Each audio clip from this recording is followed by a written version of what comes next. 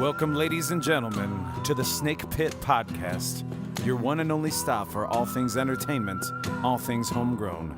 Coming to you out of Toledo, Ohio, I'm your host, Jake Pilewski. You can follow us at jakepilewski.com. That's Pilewski.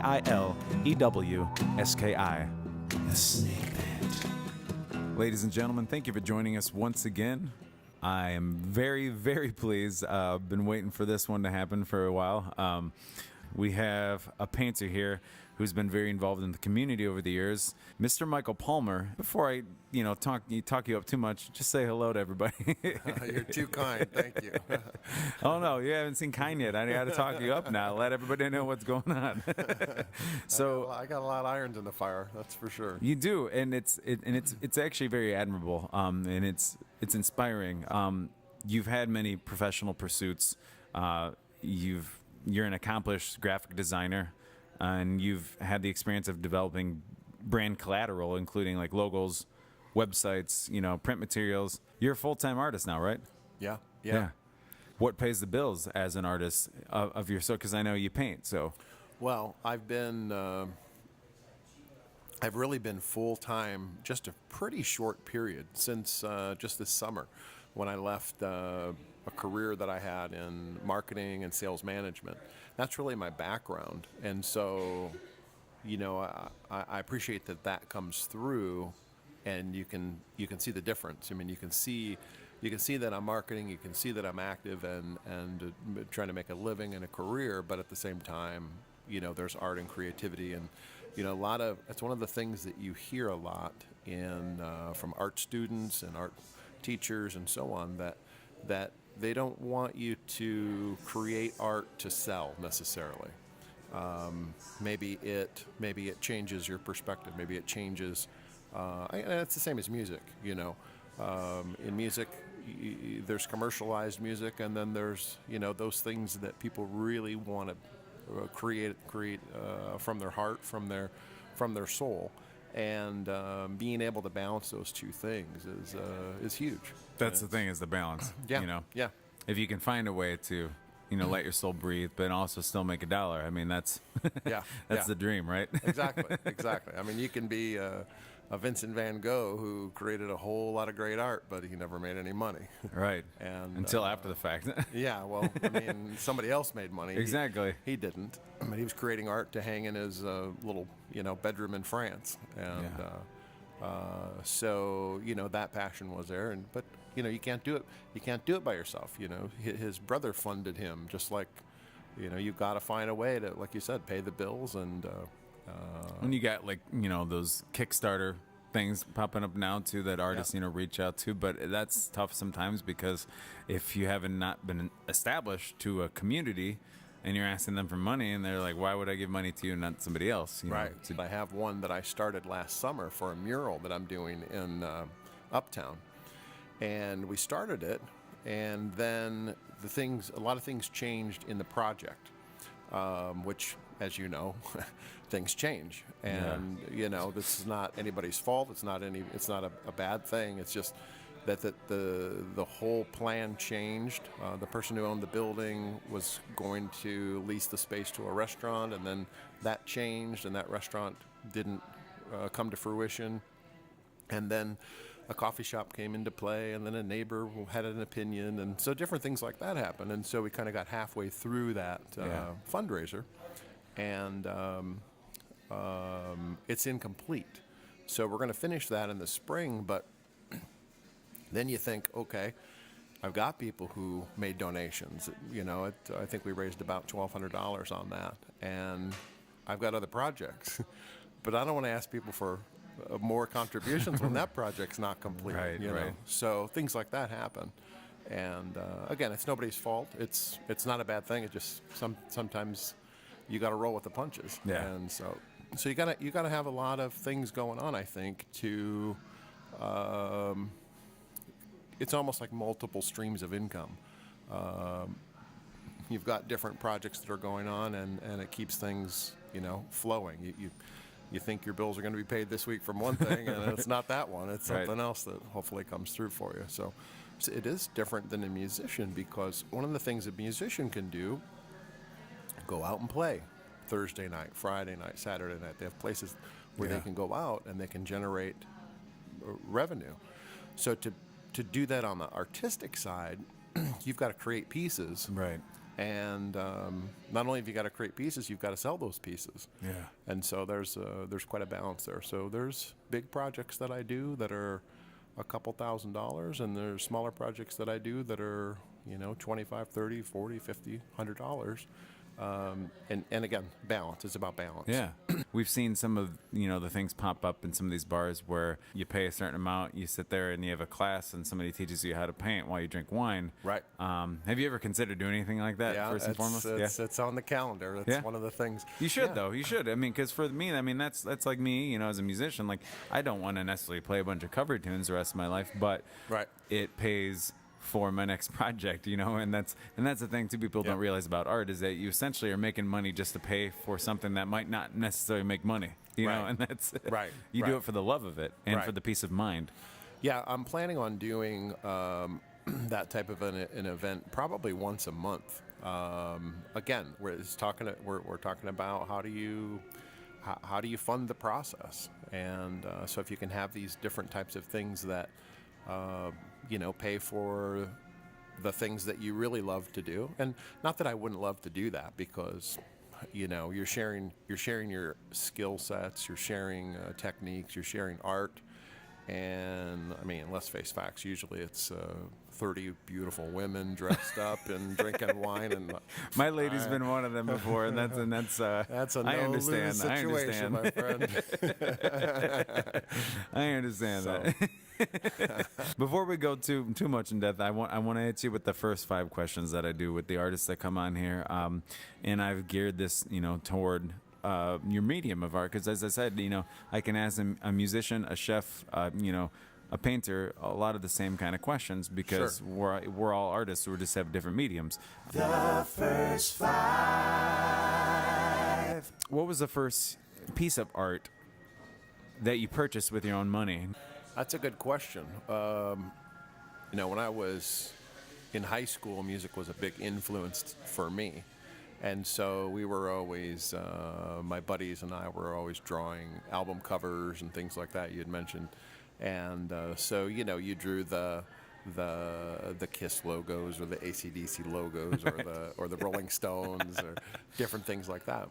And I bought a poster, which I'm going to call art. And it was a poster of a concert that was... The main act was Aerosmith. It was 1979, and the opening act was AC/DC, and it was done in like a cartoon style. I don't know if the poster is limited edition or not, but I just thought it was cool the way the art was done, because it was animated almost like the Rolling Stones logo would be animated. And I thought it was cool that AC/DC was the opening act, for Aerosmith back then. Right. So. And what year was this about? That was 1979. 79. Okay. Yeah. So this is before Aerosmith had their comeback in the 80s, and so they were still hanging on, like Sweet Emotion, Dream On, all that kind of stuff. Yeah. Toys in the Attic, maybe. Yeah. And AC/DC was they had the original. Bon Scott, was it? Yeah. I don't have the piece anymore. Yeah. But I can still picture it, Cool. What was the first painting or just any kind of art experience that truly inspired you to become an artist yourself? In high school, I spent a lot of time in architectural design. So, blueprints, home design, things like that. And in my junior year of high school. So I built this scale model of the home that we lived in, which was, built in 1905 or something like that. An old, like an old... when they were really built well. Yeah. Old colonial style. Yeah.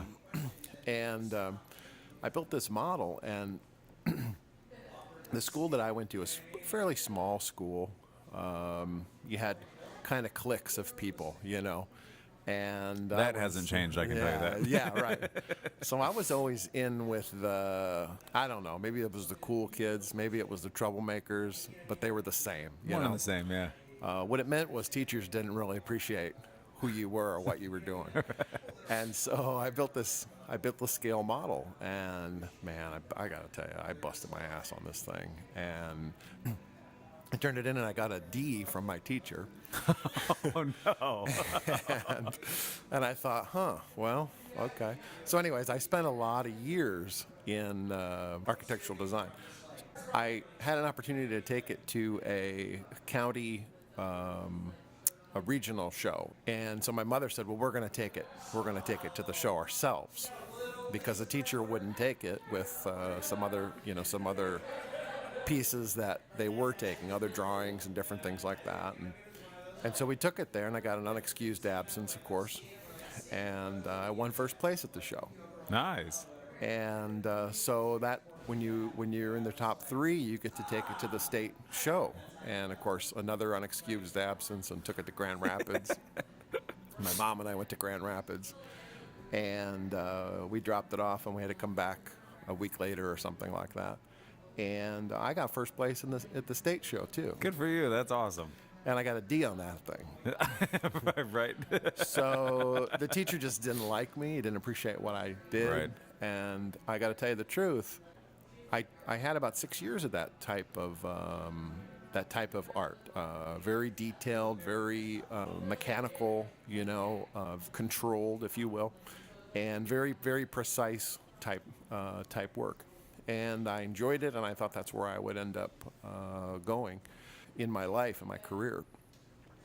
And I just got very, very discouraged, and I dropped out of that whole line of work, and I never pursued it any longer. And then got into sales and marketing and created a career there, and did very well for many years there. And I got a house up in Lambertville, great big house. Crazy, huge blank white walls. If you get a big house in Lambertville, it's probably about a third of Lambertville's surface area, right? Yeah, Lambertville's not very I big. love you, Lambertville. You got a lot of listeners in Lambertville? We do, actually, but that's another story. Both of them. No. So well, my daughter was in high school, and I wanted to have a nice big place where she could bring her friends over and things like that. And it just had huge white walls. And I was at an event at the company that I worked for, had an event in Columbus, and I was there. And the guy who owned the company that I worked for had, I don't know, probably a $4 million home. And we're in his home, and it's just beautiful, and beautiful artwork on the walls, and sculptures and furniture and everything. And there was one piece there, and it was huge, red, a little bit of black in it, very abstract. And he told me he paid $6,000 for that piece. Good Lord. And I thought, boy, I can make that, and I can put it in my place. Yeah. So that was about 2007, first piece that I did in my for my home, and I was pretty happy with it. I did it in oil paint. One of my favorites. Yeah, I realized that oil paint takes a long time to dry. Yeah.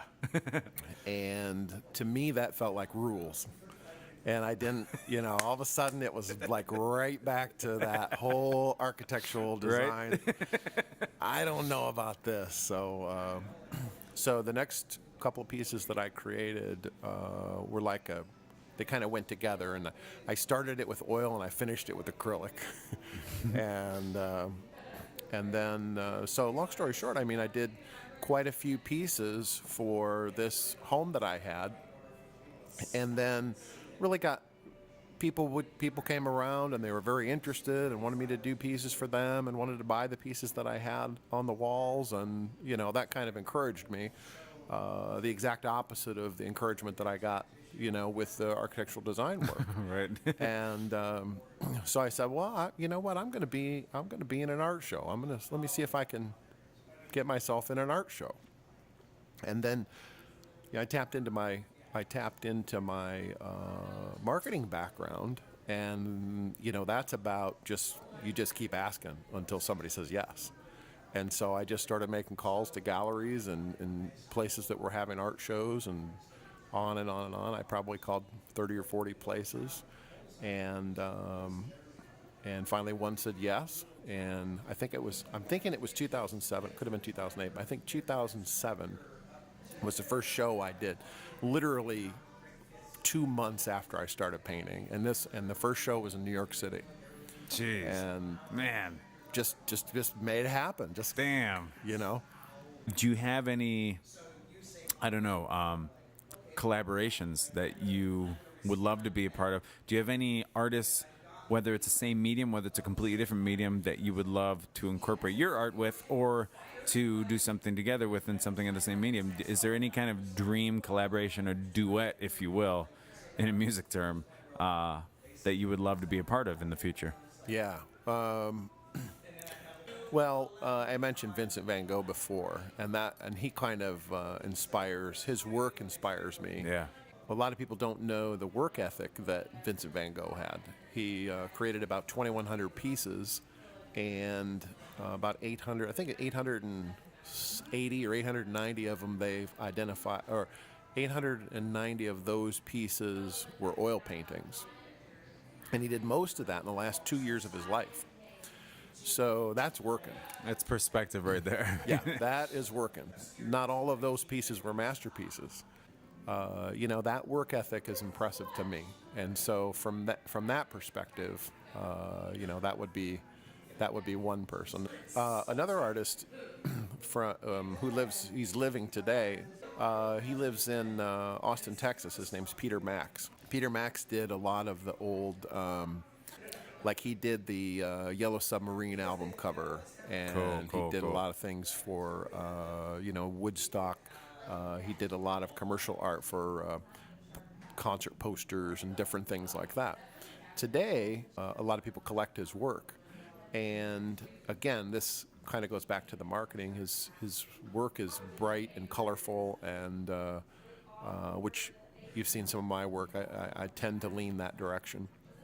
But the thing about him is he figured out how to create a piece and then market that piece so that more than one person can enjoy it, which he will create an original piece.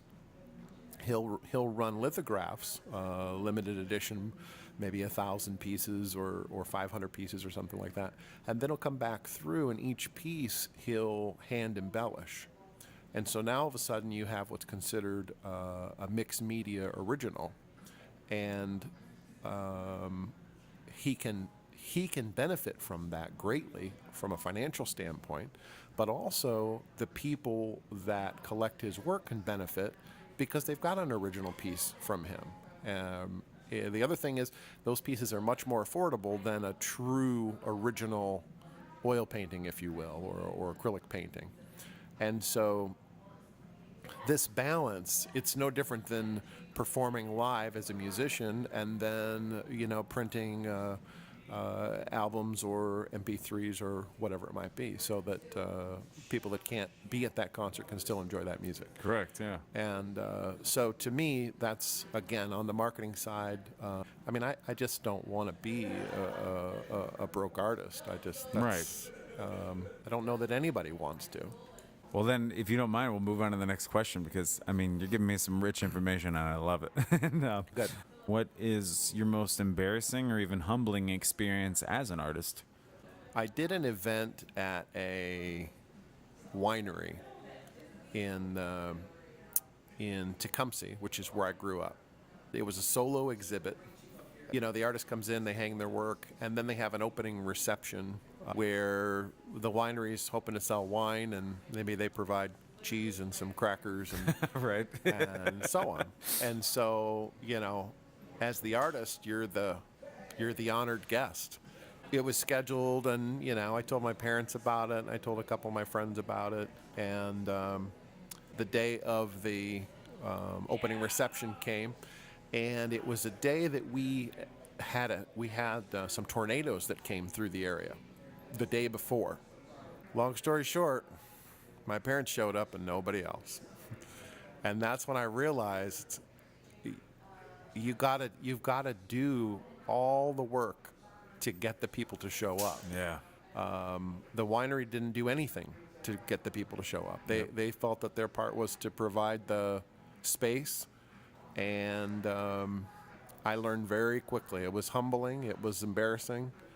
I would say, maybe that's not a horrible situation. Well, it is humbling, though. I mean, it is educational for you. I mean, and anybody listening to this can definitely take something from it. So, I mean, I think that's worth it more than anything. Yeah. Can I ask you just a last question, and then we'll get on to some of the other topics, if Okay. you with that. What pushes your buttons as an artist? I think I think we've touched on this a little bit. inadvertently, yeah. The work, there's really two types of scenarios for me. Either I'm creating something because I have an idea. Usually for me, that's a technique, or a lot of my work, especially the early stuff, is really just color and movement.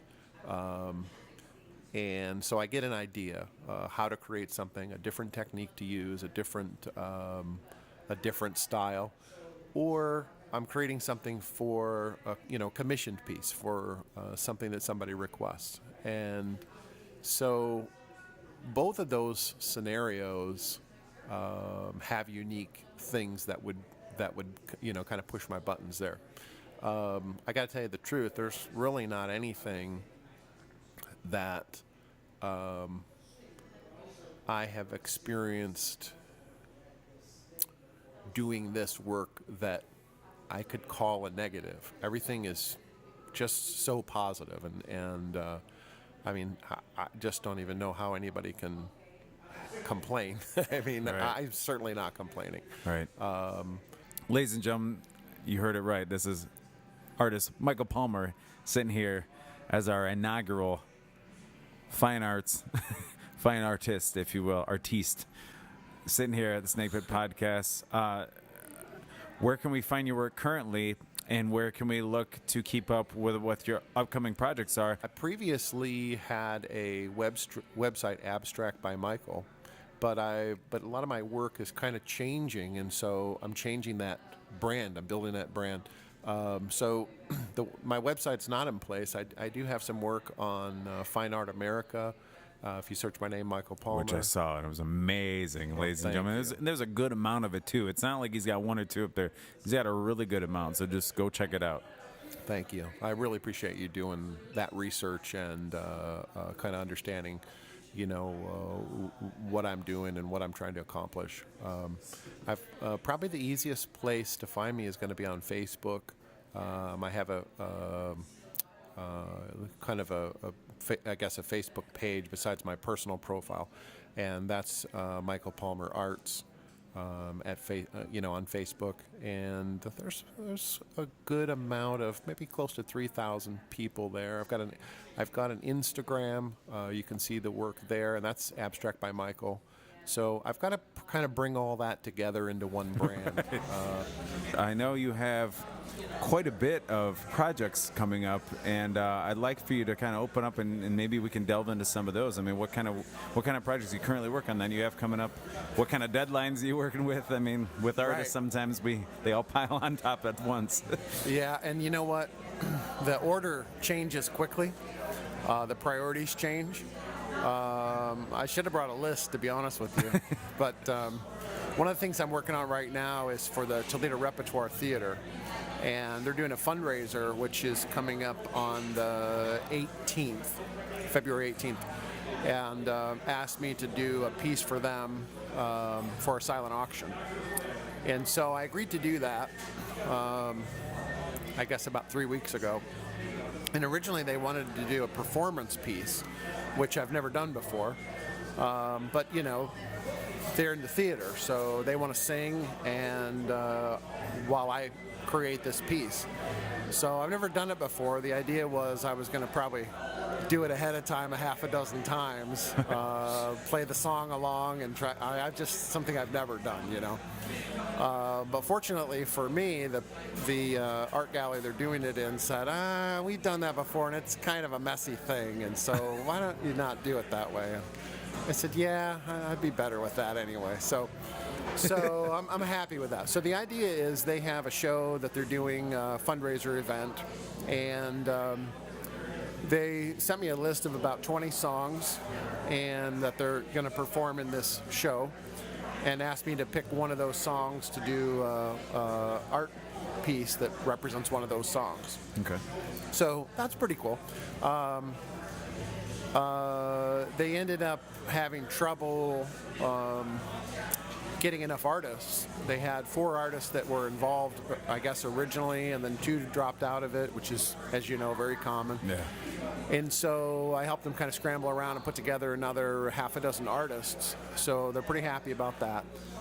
It is a little bit of a narrow, I guess the challenge of it is that it's a little bit of a narrow opportunity, meaning you're donating something, and most artists have things all over their studio that they'll donate for an event like this or a nonprofit or what have you. But in this case, you've got to actually create something for that event and then donate it. So I think that's a little bit harder for artists. But the piece that I'm doing for this is representative of a song that's called Luck Be a Lady. You probably know the song. Oh, yeah. And so hopefully I'll get that done for them, and they'll raise some good money on the 18th. That's at 20 North Gallery, just down the street here. Okay. And You said February 18th? February 18th. Yeah. Okay. It's a Saturday night. Yeah. And there'll be, from my understanding, there's going to be at least a half a dozen, maybe 8 or 10 pieces of art that they're auctioning off.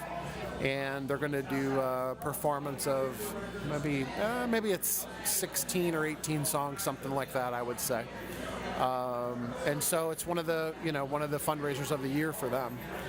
So that's happening, and that kind of piece takes a little bit of a priority, even though there's not a lot of financial gain in it for me. I've got a timeline that it's got to be done by that event, obviously. Yeah. So I've got a couple of other commission pieces that are real big pieces. One of them I'm doing for Jim Metler. Okay. And I can't talk about that because I guess it's for his girlfriend. So I can't tell you what it is, but... Can you even say that much?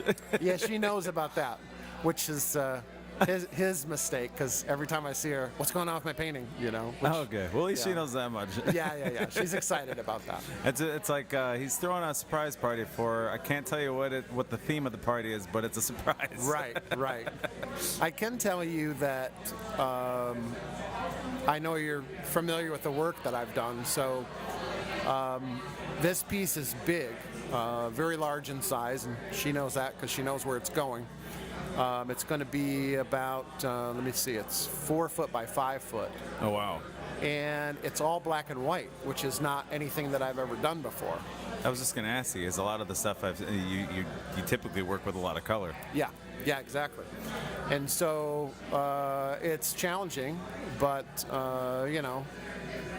it's Jim, so he wanted it to be challenging to begin with, and it's going to be a really unique piece, and it's going to be I'm sure he's going to like it when it's done, but it's one of those things that you kind of got to learn along the way, and to me that's I enjoy that because that's what helps you grow.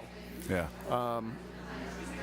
So that piece is in the works. I've got a piece that I'm doing of it's the exact opposite, actually, for a friend of mine who commissioned me to do same size, 4 foot by 5 foot, and it's a picture of the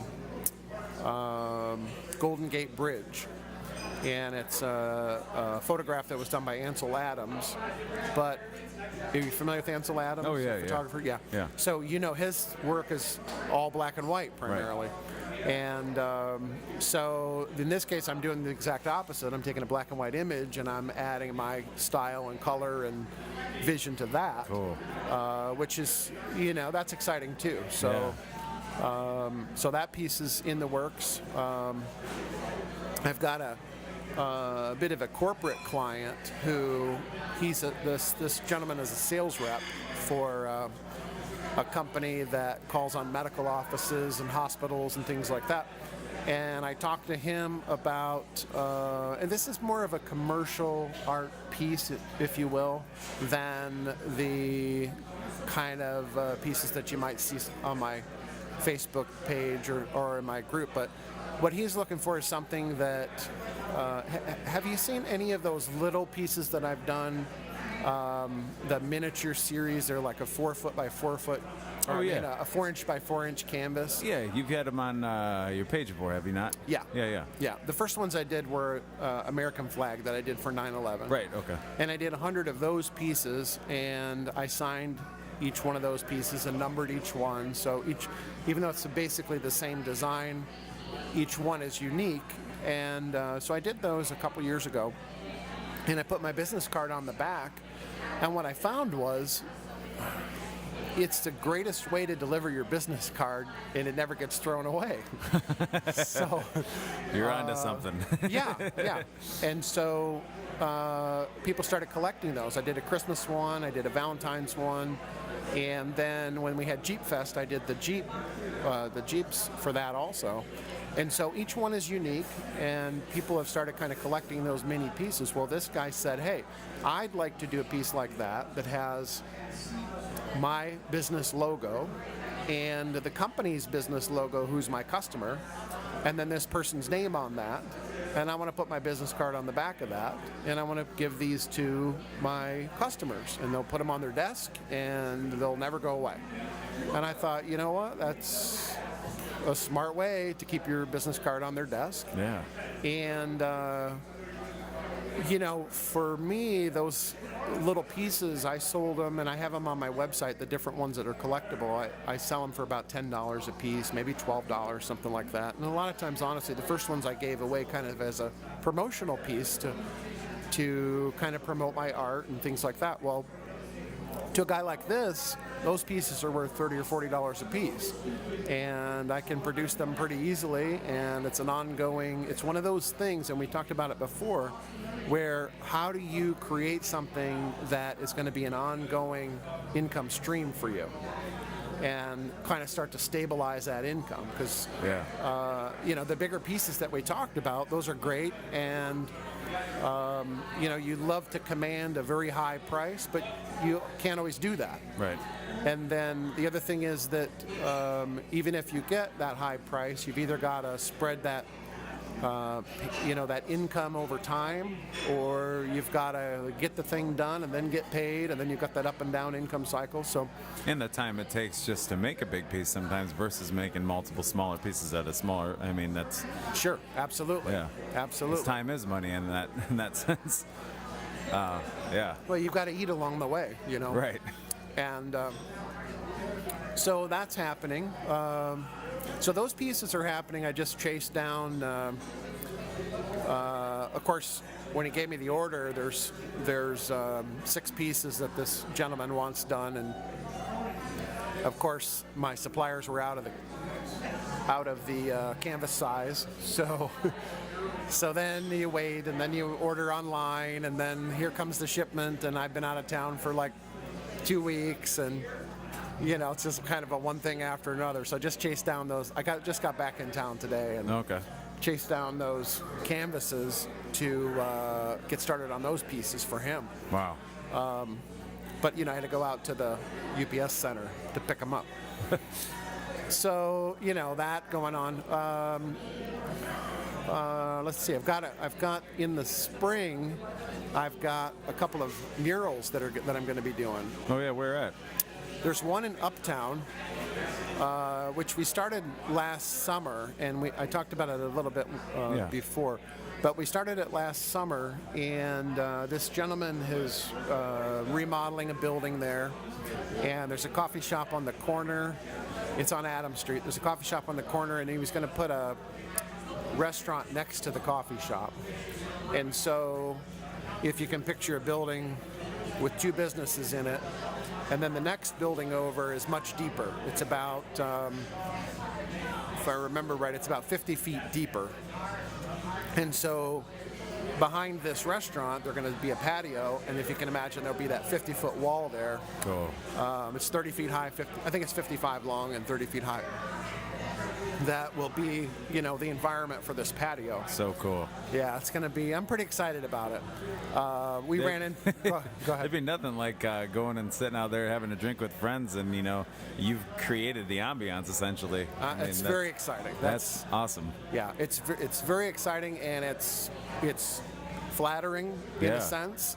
But then in another sense, these type of opportunities are available if you really kind of go out and work and make them happen. Yeah. And so as you know, part of what I'm trying to do relies on work ethic. Yeah. And, you know, same thing with the work that you do. You can play guitar in a bedroom all day long. Right. But doesn't pay that well. Right. Yeah, And you got to get out. Yeah. Shake the trees and find those opportunities. Yeah. So that one is, we had a design originally and had a GoFundMe that we ran for that early last summer. And then we ran into some complications. He ran into complications in the remodel of the property. His tenant kind of changed what they wanted to do, meaning the style of the restaurant.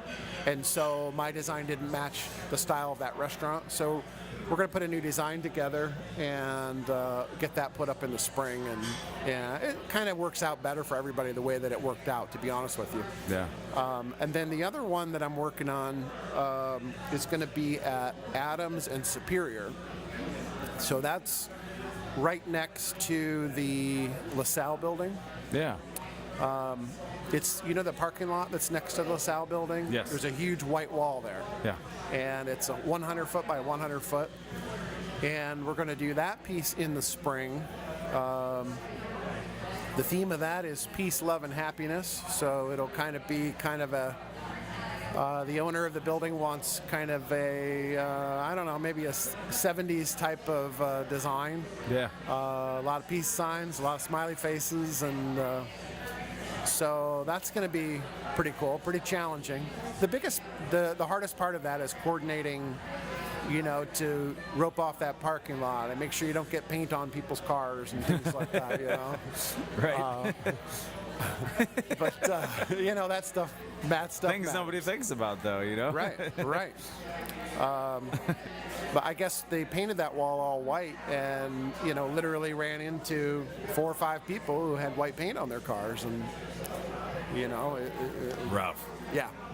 So those two projects, they're obviously different than the commercial work that I'm doing and different than the kind of fine art type work that I'm doing. But it just keeps the whole thing flowing, you know?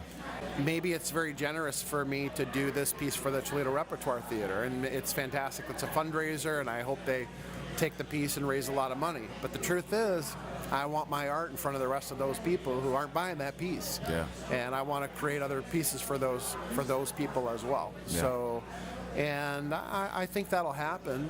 If I go there to that event and I don't do that work and I don't meet those people, then that's kind of an opportunity lost, you know. As you know, you play an event. If you don't talk to the crowd, if you don't meet the people, those new opportunities don't come. So, Right. So it's a combination of you know, your art and marketing and really staying focused on exactly what, you know, where are those opportunities. Right. I don't think, for me, and maybe there are a lot of artists that really would be more happy kind of locked in a room just creating music or creating pottery or glass or art or whatever. But for me, I have a lot of experience on the marketing side, and I really enjoy that side of it as well. So which is an art of itself, really. it is definitely. It definitely is, and I'm fortunate to be able to kind of do both sides of that. I know that's not what a lot of people are great at. I'm actually probably better at the marketing side than I am the art side, to be honest with you. But hey, I'm really sorry to interrupt, but Jake, congratulations on getting Anson Williams from the cast of Happy Days on your podcast, my friend. This is awesome. Really I haven't funny. seen this guy in years. Really funny. You kids out there, you have to Google that. But I'll tell you what, what a coup! What a coup! I don't know if we've ever had an actual a podcast bomb. Yes, exactly. Jim Metler of all people to do a podcast bomb. We'll have Jim Metler on this the following week after this podcast. And who's course he'd Anson step in. Williams? Was that who? Is that Potsy? I don't know who that is. A first time for everything, I suppose. Yeah. Earlier I said nice things about Jim. I'm going to take those back now. I told Jim no commercials on this. It's not a corporate vibe. And Right. Whatever, Jim. Whatever, Jim Metler. That's Jim Metler trying to toot his own horn, which, Ye old cock and bull, ladies and gentlemen. There, that's what he wanted. Yes. Try the Hawaii 5-0 sandwich. It's delicious. The Italian beef, Yeah. one of many craft beers. Oh yeah. So how do you recover from that? I don't know. We're stumped. He's still sitting in here loving it. You know why he's loving it? Because it's about him. All right. So I've got let's see, trying to think if I've got anything else I can tell you about, other projects or. I'll say if there's anything we want to urgently put into it, because we got some good amount of material, but if there's anything else you want to throw in before we. Yeah, I was thinking of another thing that I'm working on, and we talked about it before. I'm working on setting up one of these, not one, but a consistent, where people come in and they kind of paint with you and they have some drinks and that type of a thing. But, I was working on different pieces that I could do that. Like I could teach people. I don't want to do the standard thing, I just don't. So I want to be able to teach them some of the things that I do in the work that I do. But a lot of the things that I do are not set up on an easel and painted with a brush. In fact, nothing that I do is set up on an easel and painted with a brush. Everything is using weird tools and I don't know. I create all kinds of different contraptions, and I use gravity and make the paint flow that way, and a lot of heavy, heavy paint that kind of mixes together by itself, and you got to let that dry for a day, and they can't come and do those types of pieces. So the great thing about that is it is something that I want to do, and it's kind of forcing me to expand my skill sets and come up with some different ideas that I can present to somebody in an hour and a half or 2 hours, and they can take that piece home instead of having to even the idea that a lot of the works that I do are not on an easel, they're laid flat on the ground because the paint's so heavy and it tends to move, and not heavy but thick, if you will. So I'm working on that quite a bit. I kind of want to come up with a series of at least a half a dozen ideas before I would launch that. And Metler's still heckling. Apologize for interrupting. I apologize for calling him Anson Williams. He's not apologizing for anything. It's actually Brad Garrett, the brother on Everybody Loves Raymond. I've heard Greg Brady, but not Greg. He feels bad, but he really doesn't feel Greg bad. Brady. He just wants more airtime. This is the first confrontation we've had. He just wants more airtime, that's all. I told them that the reason you think this is so funny is because it's about you. That's true. I was wondering how you were going to come back to that. Thank you. I'm here all week. You're all night. I still feel bad though. I cut an Vincent Williams. Really, obviously, it's Brad Garrett. You know, before you came up here like a smartass, I said really nice things about you. Now I told him to cut them out. Again, you can edit. I know. Time to change it. Yeah, it'll be gone. This is what we get for, this is how it is downtown Toledo. Jim Mettler, my friend. That's I won't even tell you the ways that he's been so supportive of what I'm doing. And, right. I had a kind of a corporate job for a while, for a long time, and I left that to start this. And a lot of people around me disappeared out of my life. And I'm sure anybody who's ever gone down that road, this is later in my life. This is not, I'm not 19 saying I'm going to be a rock star. Right. But it doesn't matter. When anybody makes that kind of a decision, there are always people who have an opinion about it, and generally people are not supportive. And so I lost some friends over it, and some people are supportive for a short period of time, and then they're telling you to get a job folding sweaters at the mall, and things like that. Yeah. So, but Jim is one of the people who's really been supportive, and he said, "Don't you stay in that studio. You got to get out. When you need to get out, you come out to my place and make sure that you're seen and people know you, and you're building a business, and keep talking to people." And he's been very supportive of that. So, Yeah. so you gotta love the guy, anyways. Absolutely. But, Well, he's a doer too. I mean, yeah. he's. The advice he gave to you, he takes his own advice, and goes out and does it. I mean, that's how he built his, the business that he has. Yeah. Michael Palmer, thank you for being on here. Oh, so kind. Thank you for having me. Very cool. And more importantly, I might be sending you a message or dialing your number, because after looking at a lot of your work, I'm still a big believer in that era of music when musicians are putting out the stuff. They need artwork. They don't need a picture of themselves. They need artwork. Awesome. So Awesome. I love it. there's a little wink, for you, but. I love it. Thank you. All right. Well, I look forward to having you on as soon as possible, and thank you for being on the Snakehood Podcast. It's wonderful to have you. Thank you. You're wonderful. Thank you. Follow us at jakepilewski.com. That's Pilewski. The Snake Man.